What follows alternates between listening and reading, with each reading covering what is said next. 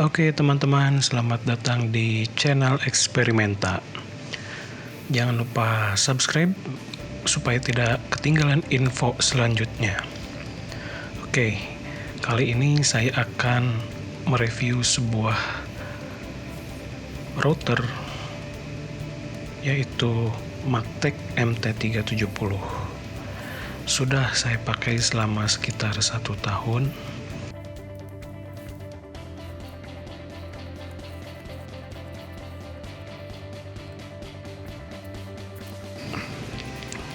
Buka. Di dalamnya kita akan mendapatkan ini semacam untuk penyangganya, nanti bisa dipasangkan, bisa diatur maju mundurnya untuk disetting, dan kita dapat ini juga untuk pengaturan yang lainnya.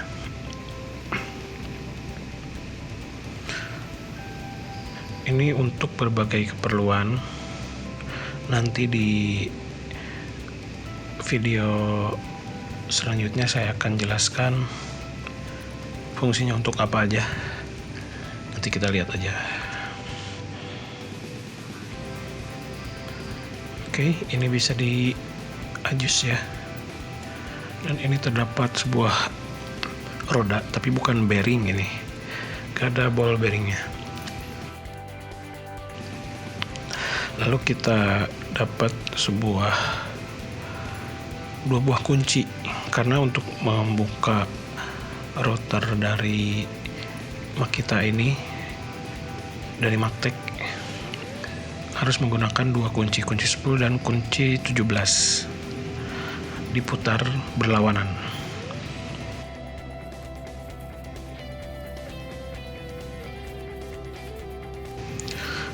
Oh, sebentar, kita baca dulu ya. Sebelum kita menggunakan, jangan lupa untuk membaca dulu. Dan ini saya tidak tahu fungsinya untuk apa. Gak tahu dari perangkat lain, gak tahu dari mana.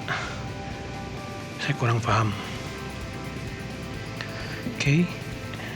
Ini kitab-kitabnya. Sebetulnya saya lebih paham ketika ngelihat video di YouTube sih, tutorial menggunakan router ini. Makanya saya sepintas aja baca bukunya. Oke. Router Magtek ini saya beli di Toko Karya Indah di Taman Kopo Indah 2 Bandung. Dapat garansi 2 tahun, 1 tahun garansi, dan setahun kedua itu 40% untuk beli spare part baru. Harganya saya beli waktu itu di Rp700.000 tanpa ditawar. Oke, kita langsung aja. Ini review karena sudah dipakai 1 tahun ya. Ini semacam kayak kesan menggunakan Magtek ini selama 1 tahun. Oke. Ya, Magtek ini merupakan anak perusahaan Makita ya. Karena video sebelumnya saya pernah beli sebuah grinder tangan merek Makita dan hasilnya bagus. Nah, karena Magtek ini dari Makita juga, saya pikir ini bagus juga dari segi kualitasnya.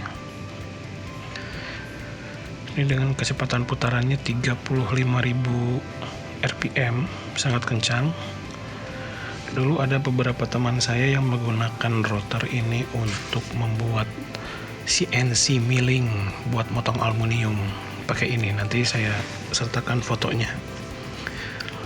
Nah, ini bodinya terbuat dari besi ya, besi cor nih kayaknya. Build quality-nya bagus.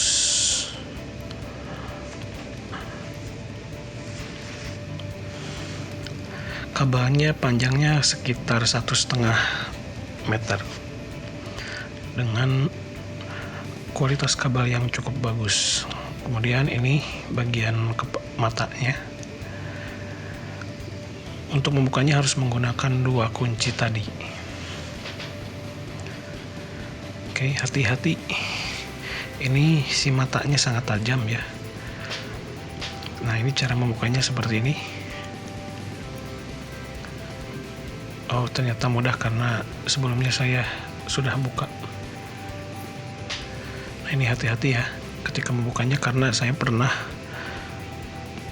kesayat sama si matanya, benar-benar tajam dan lukanya cukup dalam. Jadi hati-hati pada teman-teman yang memegang mata router. Lalu ini ada pinnya, ada ring besi untuk menahan si mata router di routernya. Oke, ini salah satu router yang saya beli. Ada beberapa mata router yang dijual di pasaran, ada yang biasa, ada yang mahal. Kalau ini saya biasanya beli yang merek ini karena beberapa pekerjaan saya perlu menggunakan ini.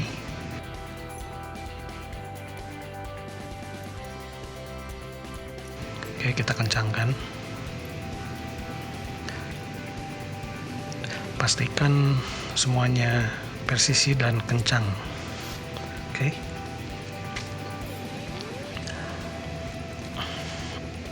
Nah, fungsinya dari si meteran ini buat supaya kita mengetahui kita mau menaikkan atau menurunkan berapa mili.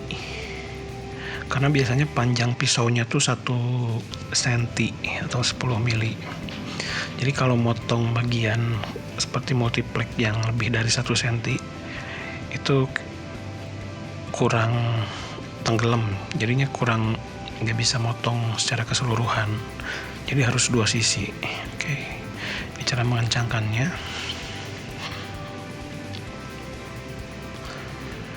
Oke ya,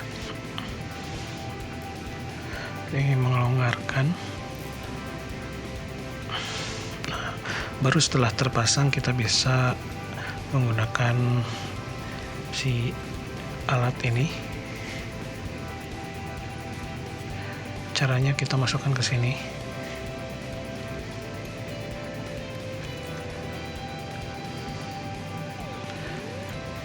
Sebetulnya si alat bantu ini jarang saya gunakan karena saya lebih sering menggunakannya seperti di meja ya. Saya tempelkan router ini di meja, lalu saya gunakan bahan mentah seperti kayu atau akrilik yang didorong oleh tangan untuk memotong atau mentrim bagian sudut-sudutnya. Oke, dengan alat tadi kita mungkin seperti inilah. Oke, posisinya si itunya harus sejajar sebetulnya. Ini untuk contoh saja, untuk menghaluskan bagian sisi dari sebuah multiplex.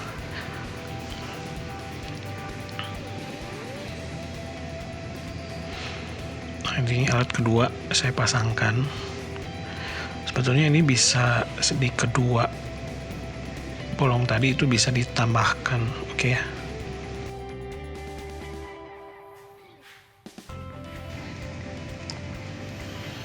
Nah, ini hasil potongannya, hasil trim menggunakan router Bitstride 5 mili.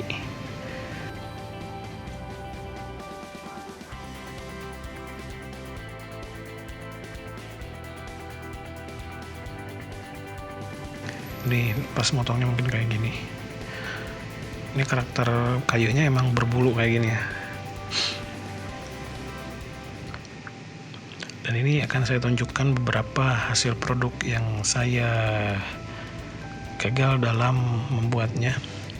Ini kadang-kadang melenceng, jadi kekuatan tangan tuh sangat penting untuk menahan kestabilan dari router ini ya. Kita lihat. Ini hasil jadinya. Ini saya tempelkan akrilik 5 mili, presisi, cukup presisi.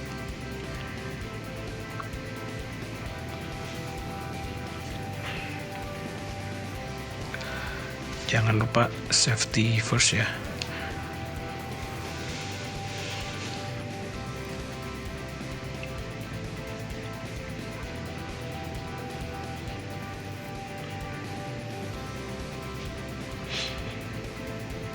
Oke, ini salah satu contohnya. Saya mencoba memotong multiplex dengan ukuran tebal 1,2 cm.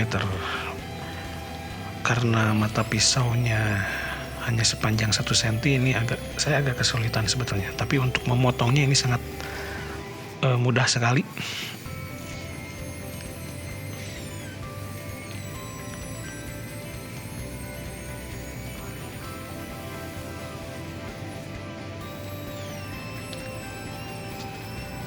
Karena banyak debu dari kayu, serbuk kayu, saya menggunakan masker supaya tidak mengganggu pernapasan saya ketika bekerja. Oke. Nah, ini untuk menghaluskan. Nah, biasanya saya menggunakannya itu seperti ini. Jadi si rotornya tuh ada di bawah. Saya pasangkan ke aluminium plat, lalu saya memotong-motong akrilik. Sebetulnya ini bukan memotong, tapi menghaluskan bagian sudutnya. Oke, sekian saja video saya, semoga membantu. Untuk kesimpulannya, rotor ini cukup enak untuk dipakai dan saya puas memakainya dalam 1 tahun ini dan cukup menghasilkan. Sekian, semoga bermanfaat.